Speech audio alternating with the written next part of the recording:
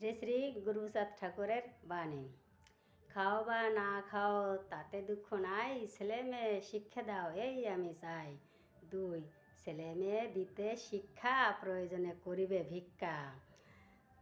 অনন্ত অসীম যদি দেখিবারে চাস, ধর্ম নয় আগে তুই শিক্ষা জলে ভাস। 4 মোর পিতা হরিচাঁদ বলে গেছে মোরে, অবিদ্যান সন্তান যেন নাহি থাকে ঘরে। 5 বিদ্যা যদি নাহি পায় মোদের সন্তান, কবু নাহি হবে এ জাতিরও কল্যাণ।